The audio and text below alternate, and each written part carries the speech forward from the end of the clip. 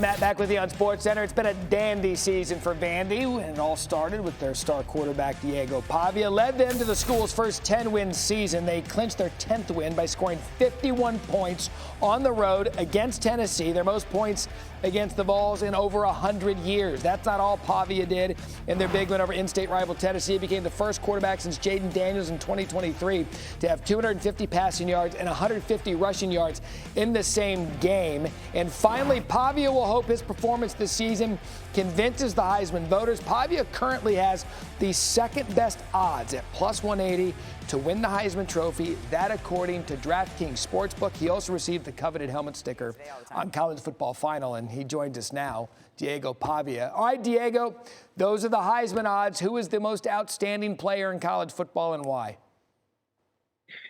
Yeah, I mean, the people know what the numbers are and what the film looks like, so I don't want to get too much into it. But the biggest thing for me is, like, I'm going to miss my teammates. You know, I feel like they don't want us to be in the college football playoffs, and we got a unique team here too, and I feel like we're must-see TV, so I'm really, excited wherever route it takes us. While I had show people the hat just so we know exactly your thoughts, because I think the hat speaks for itself. See, there we go. All right. Send us like a couple. Send us a couple of those in Bristol. That's a good campaign for you. I got you. I'll take care of you guys. All right, so, I have to know, was your team and Coach Clark Lee, were you guys really looking for a 13th game this weekend to play? Yeah, we had a team meeting. I want to say it was on Monday or something, and Coach Lee was basically like, "Look, we're reaching out. We're trying to play. We'll keep you guys posted, but I guess because of logistics and things like that, it might not be happening." So that's pretty sad. But I think it's must-see TV. You know, a lot of people would want to see us play at Miami or a Notre Dame, and like Coach Lee said, we'll play anywhere, any place. Just put the ball down. All right, Miami. We'll throw in Utah, another one of those Tennessee teams. Notre Dame, a rematch with Tech. Like, let's roll. Like, it's out there. We'll play 1 through 12 anywhere, any place. Just give us a chance. That's all we want. Look, we're going to make this happen. At some point, we're going to make this happen. What are your thoughts, though, on the college football playoff rankings and your team being ranked 14th? I think it's a lot of politics at the top, that what's going on. And I think you look at our strength of schedule at the beginning of the year, the people we beat, when we beat them, on the road, and it just – there's no other 10-2 team, SEC team left out. That's the thing. And then you go, they have Texas ahead of us too. I don't know what's going on or what they're thinking up there, but I feel like we deserve to be in the college football playoff. Do you think this has something to do, because it's a completely different conversation now with you being there at Vanderbilt the past couple of years. Do you think you're being punished for Vanderbilt's football history? For sure. I feel like that's the biggest thing why we're being punished. We're in the college football playoff, no questions. And I think if you just put everyone's resume on a piece of paper and you slit it out to the teams that are on the bubble, they're choosing ours every single time. Yeah, look, no question. The resume we were talking about during the commercial break, the resume you guys have put together, a historic season at Vandy. And to that end, Diego, what have the past 2 years been like for you? Oh, it's been a real electric movie, I feel like. Just the people that are in this building. Obviously, I feel like Coach Lee has hired a great staff. I was fortunate enough to get recruited here by my coach from New Mexico State, so I've been with him for 4 years.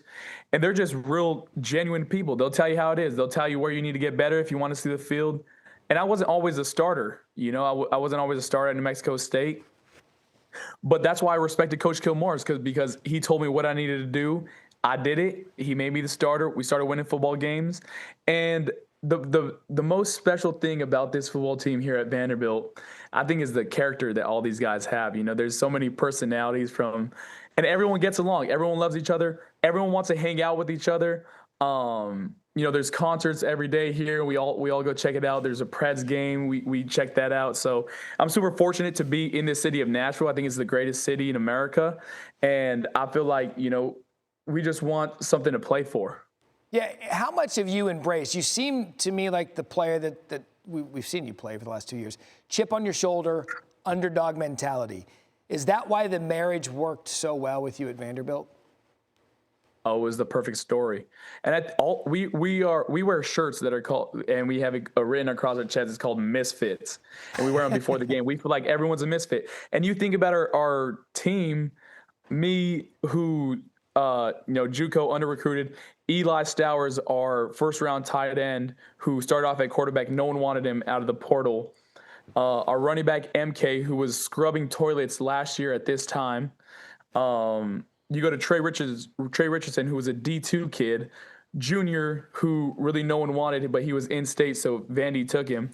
I mean, you look at all these guys on our team. Gabe Fisher, who wasn't even a scholarship player. Richie Hoskins, who came from a D3 lacrosse team. Wow. Like, all these guys are starters on the team, and it's like, oh my gosh, like, this is the perfect opportunity for every single one on the team, and we're just so blessed to be on a team together. And I feel like that's why we bond so well. Yeah, and to have a Commodore and Clark Lee leading the way to this resurrection of the football program has just really been special. You know, it's also been fun to watch as you climb through college football. Your entire family have become celebrities. How have they handled the spotlight and the camera on them at all time? I mean, they've if you go back and watch my JUCO games and watch them in the stands, they're the same way, you know. So they've always been excited for me and the team. They love every single player. They support every single player here at Vanderbilt. You know, they love them up. And anytime like anyone wants to come hang out, you know, they're family to us. It's been fun to watch. And as your time ticks down, I'm not even going to ask you the question about playing in the bowl game because everyone knows you will. What will you remember most about your time there? I don't even want to think about it. You trying to bring tears to my eyes, you know? But I'll remember the guys. It'll be a brotherhood that'll stay together forever. We'll be always connected. I'll be there. They know I got their 6. And if no one got their 6, I must be dead. Yeah, it's been fun to watch. The resurrection of a program, as we talked about earlier, that just was never respected, to now be at the point where you're in the conversation for a college football playoff. Diego, it's all because of you and your teammates. Congratulations on everything you accomplished this year. Can't wait to see what happens in New York City with the Heisman Trophy. And again, Miami, Notre Dame, Utah, let's go. You've got the equipment. Let's play football. Come see us. Let's see what it's talking about. Great stuff, brother. Good luck the rest of the way. I appreciate you. Blessings, guys. You want this, you got that. No way, watch them walk right past you. Run fast while you have the chance.